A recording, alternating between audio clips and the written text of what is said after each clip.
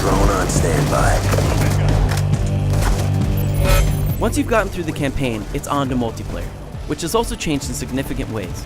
It all begins from the moment you start, where you can jump right into regular online multiplayer, getting those endorphin rushes as you constantly level up and unlock items for your loadout.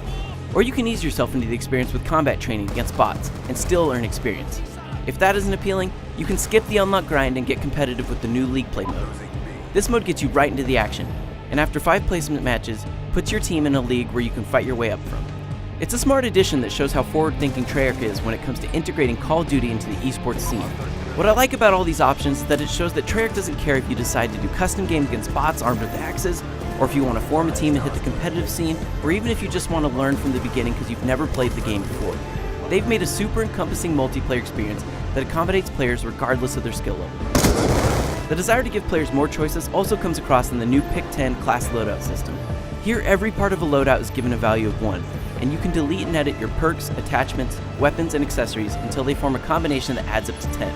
They've also added a new set of options called wildcards into the mix, which allows you to break game rules, giving you access to, say, 3 attachments on a weapon, or even allowing you to take more than 3 perks in a loadout. All in all, this results in the most robust creative class system to date, and gives even the most experienced players a host of new classes to try, tweak, and experiment with.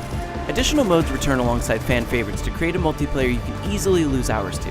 On top of standard modes like Team Deathmatch, Capture the Flag, and Search and Destroy, as well as the returning Kill Confirmed, we get the fun options of Hardpoint and multi-team battles. Hardpoint is essentially a King of the Hill mode with a roaming capture pool.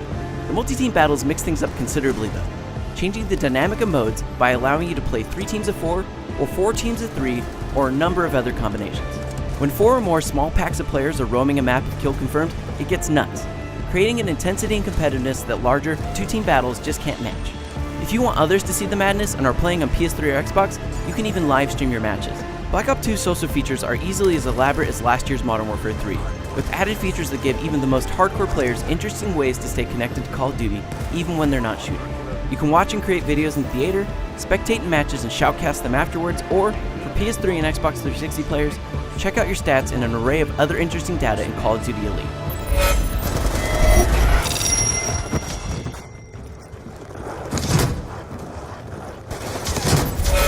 Rounding out the wealth of gameplay options of Black Ops 2 is the tongue-in-cheek zombies mode. You can still do the typical survival mode, but that feels a bit hollow and superfluous now that they've included transit. It's not so much a campaign with a real story as the pre-release rhetoric led me to believe, but an adventure mode. Mechanically, it's the same as survival, where you hold out against waves of increasingly difficult zombies for as long as possible.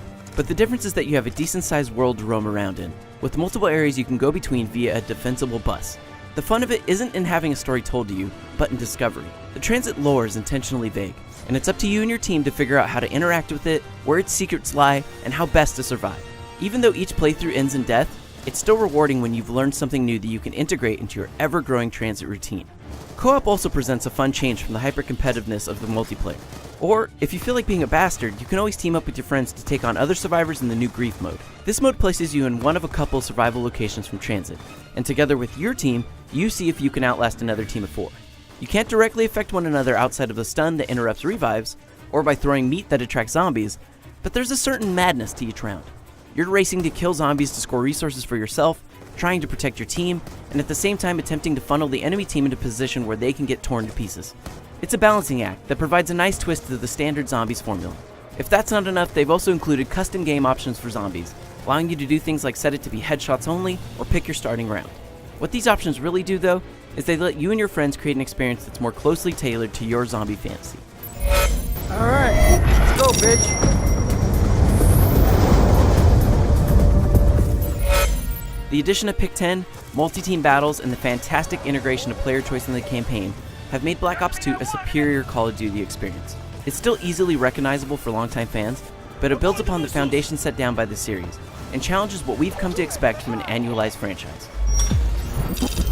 There's just so much game here to mess around with and enjoy, and if you've ever been a fan that got burnt out on the franchise, or are finally looking to jump in for the first time, there's no finer point than Black Ops 2. For more on Call of Duty, Black Ops 2, keep it